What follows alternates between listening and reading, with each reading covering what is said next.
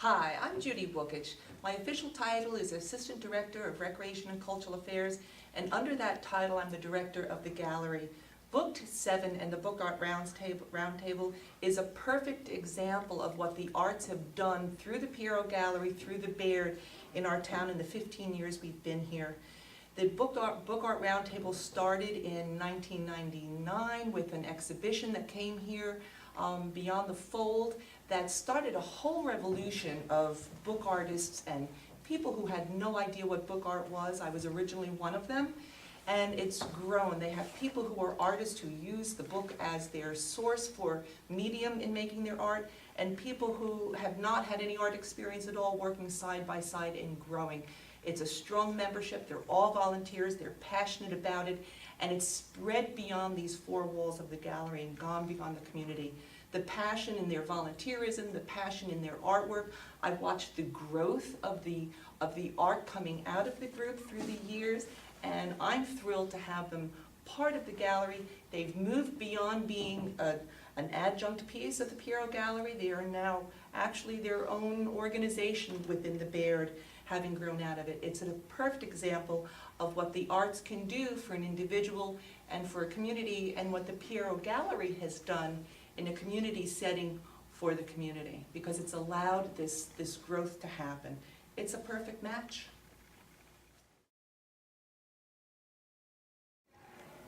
Hi, this is Nancy Hines-Glazer with SOMAtv, bringing you another wonderful Meet the Artist program, but this time we're taking it on the road.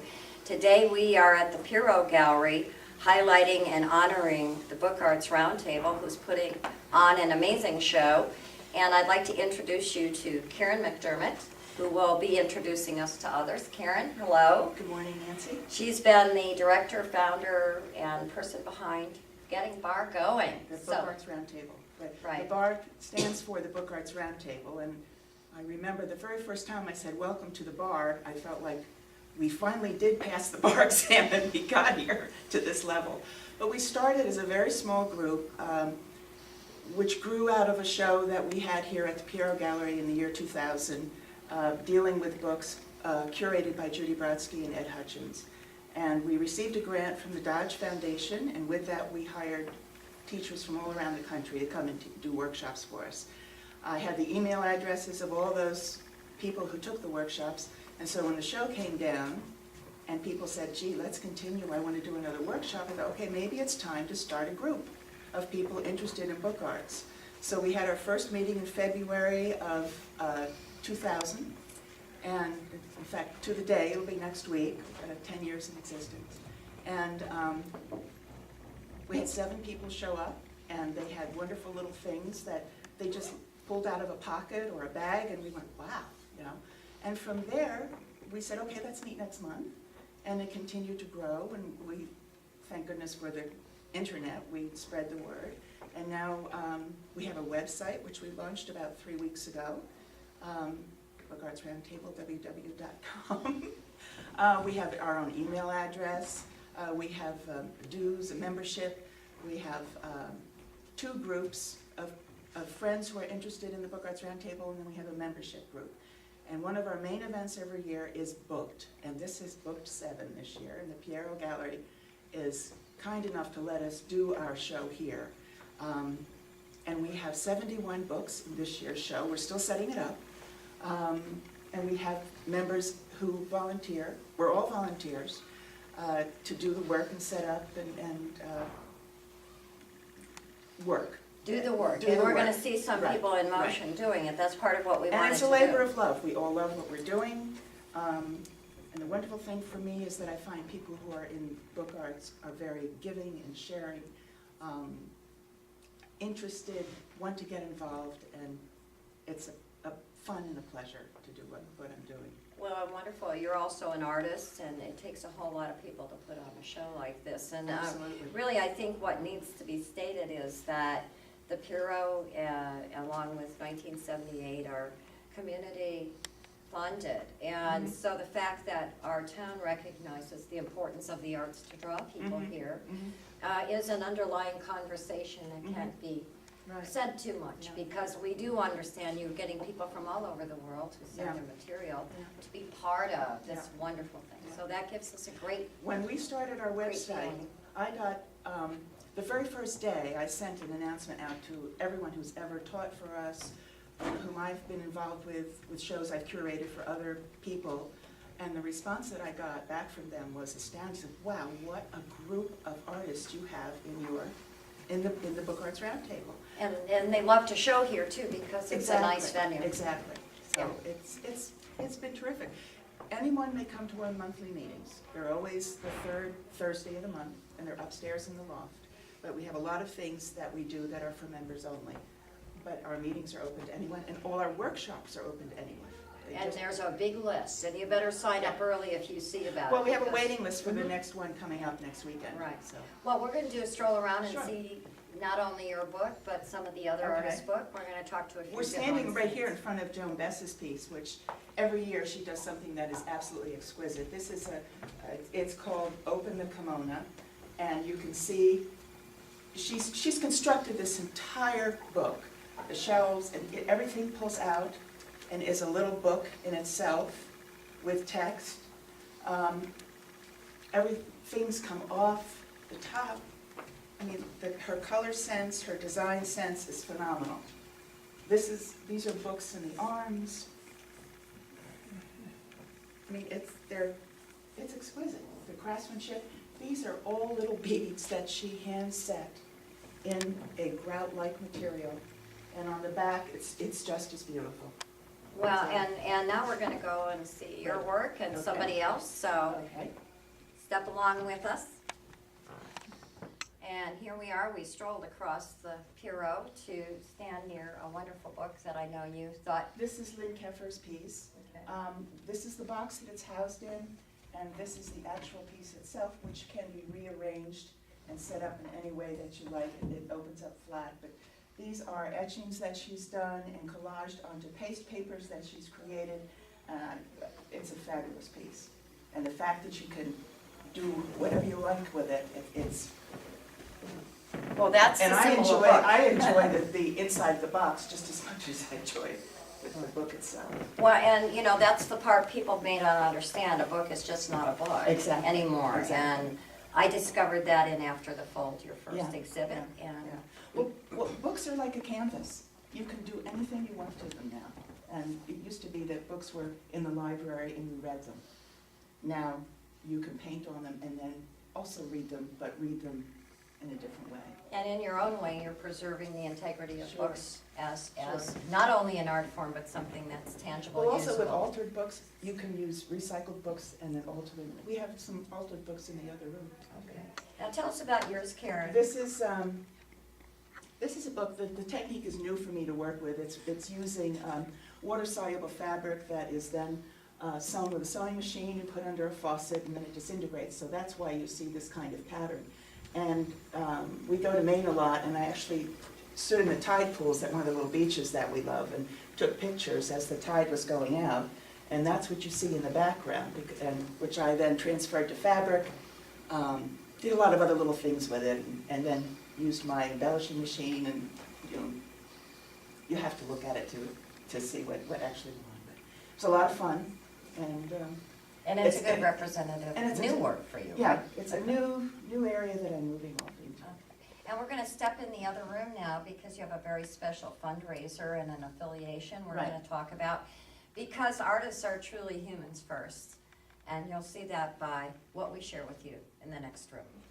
And here we are, we're walking into the side room at the Puro, and Karen, I'd like you to do the introductions. We walk past these wonderful lunch boxes, Sure. and I know it's a Sure. process, so I'm gonna Yes. let the two of Thank you you. talk. Okay, in these two rooms, we have an event that we're holding at the same time we're doing our Book 7, and it's called Tend Your Garden.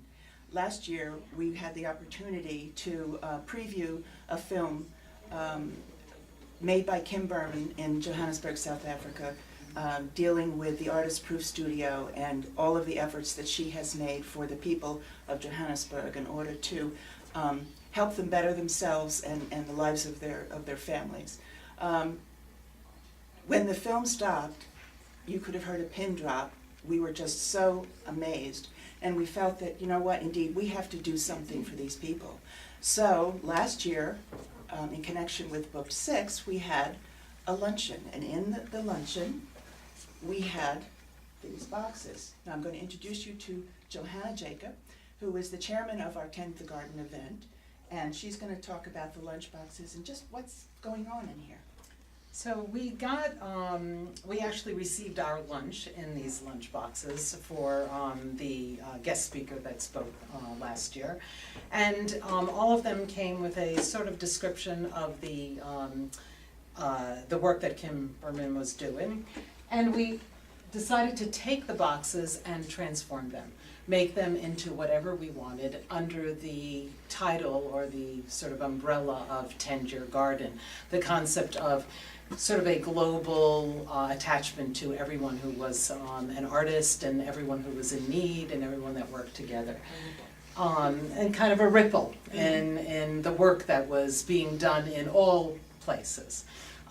So the ripple has reached here in South Orange at the Baird, and with the members and some invited guests, we have some incredible transformations of boxes. People have interpreted them with ideas that have to do with the garden. Some have stepped out of the concept of the garden and have talked about humanity with the sort of idea of growth, sort of a global attention to the world. And we're very excited about a silent auction that we are having on March 13th from 2 to 4. And we'll, at that event, we will be live auctioning 2 pieces, one by Deb Mell and one by Karen Monahan, and a couple of other items, and we'll be having some music. It will be a wonderful event, and we're hoping that we get a great turnout. And these boxes will be on display Until March 13th. You can place your bids on them up until that day. At that day, we'll transfer the boxes into our sort of party room. Bidding will continue until the time of close, and how many boxes are there, Johanna? there are, currently there are 28. There's possibility of up to 30 boxes. Wonderful. Yes, It's terrific. yes, we're really excited. So come on back in, and we thank you for your Thank time you. and all your Thank work. you. Thanks. Come on with me, Karen. Okay. Through the magic of television, we've reappeared in the main room at the Piro, and I'm here with one of the real earlier members, hardworking members of the Book Arts Roundtable, whose work is known to many of us in the area. And her name is Cynthia Smith-Weiss. Hello, Cynthia. Hello, Nancy. And we just got through hearing a little bit about the lunch boxes that are going to be auctioned. I happen to love yours, and I thought maybe you'd give us a few tidbits about that. And Okay. also, I want to know, how long have you been a member of Book Arts Roundtable? Since the beginning, almost, Pretty right? much since the beginning, yeah. And, you know, I always see you here and everywhere, so I know you're a hard worker. So it takes a lot of work Yes. to put on a show like this. It takes a whole lot of work. We've been 2 full days already, putting up the shelves, getting things arranged, moving pedestals around, so it's a tremendous amount of work, but it's worth it. Okay, so, and I'm sure it is, tell us about your lunchbox. Okay, well, this lunchbox is an environmental piece, and I'll just show the front and then the inside, which I will get back to. But the title of this lunchbox is A Greater Garden to Save Open Space. This happens to be a scene from Vermont, where my family have a farm. And so this is the north side of this creek that runs along the farm, and inside is the south side, looking south, and I'm on a bridge in between. Anyway, this land has been purchased, the development rights have been purchased for this land, so nothing can be built, but it can still be farmed. So the state was very interested in saving open space. So this is my contribution to the lunchbox auction, and it's a greater garden to save open space. So not only that, but it's a contribution to preservation of space by awareness, so thank you for that, we all Yeah. wanted that. Now, you also have a book. I have a small book, yes. I do landscapes, so here we are again with a landscape. This is an accordion book, It is a trace monotype with acrylic wash, and you can see, you know, I'm interested in rivers and the ground and mountains, and so this is my contribution to the Book Arts Book 7 this year. Wonderful. Well, thank you for that, and thanks for the contribution of your time and talent, as Thank with you very much, everybody. Nancy. Thank And- you for coming. Yeah, and we're going to step over and see a couple more books, and we thank you for your time. Okay, Yeah. across the room to see 2 more wonderful books. Hi, here we are, back in another corner of the fabulous Puro for Book Arts Roundtable. And I'm here with Ann Ballum, who I know through Beastly Beasties, which is a t-shirt she's wearing, but who I was also delighted to see is here in the Book Arts show. Ann, you want to tell us a little bit about your book? Yes, thank you, Nancy. This is A Walk with Crocodile, and all my drawings are done in pen and ink. This has been created over about a 7-month period, that each drawing is sort of, a little bit of it has been done each day and posted on my blog of Beastie a Day. And this is a book with, there are peepholes, crocodile takes a walk through, and then there are fold outs, which fold out this way. And each animal, he continues on to the next page, so it's all a continuation. So it's a fairly intricate parade of beasts. Here we have one that opens up this way.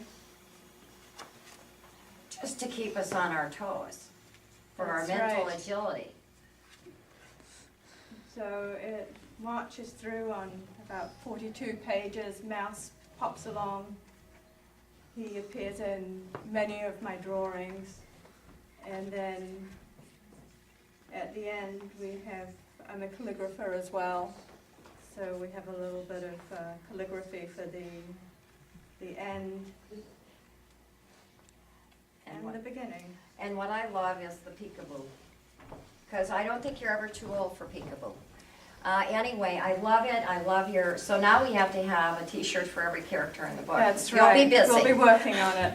And thank you so much for the gift of your talents as well. And step over in the corner and talk to one more of the book artists. And thank you very much, Thank you, Ann. Nancy. Hi, it's Nancy again in another corner, but this time with an interesting angle on a book. I'm here with Pat Feeney Morell, whose paperworks and sculpture hangings I've seen through the years. And here you are in the Book Arts Show, doing something similar, bit different. So tell us a little bit about your piece, Pat. Well, you're correct in the point of fact that what I normally do most of the time is figures in handmade, my own handmade paper. And so, of course, I like to marry those with books, because for me, books are sculptures. And I look at them that way, and so they integrate very nicely with my sculptures. Now, this particular book is a spine accordion folded on the back, but it's a little different than we usually think of for flags, which is how it is literally put together. Each of these are pinned to one of the folds in the accordion, but they don't then fold again another time. They fold so that they're flat and they allow you to do illustrations. And of course, we see here armed candy. Right, now, how are those made? How are the illustrations made? Actually, those are printed on my press, and they are, they're transfers from solvent Xerox in this case. And you'll see also there is a printed from lithograph arm, which goes all the way through the illustration for the book. But the thing which is so really interesting for me about this are 2 things. The fact is, usually these are made with only it done on the front side. But on this side, we have it done also on the back side. But because I was also so persistent about the fact that the rod which holds them and which they run on is slightly bent, they curve together in the front, but in the back you have to really use your imagination so that the arm fits across because of the curvature. If the book were flat or standing flat, you would see them easily in unison. So it does work that way. And another artist testing our mental agility, which we can always use and make us more aware, which we all need, about the importance of social subjects, the importance of fulfillment through art, changing ourselves, improving with each day. It's all right here at the Piero with the Book Arts Roundtable. We thank you for joining us, and we thank all the artists in our area and from outside of it who give us gifts to keep us sharp, make us think, and give us a better life. Thank you for joining.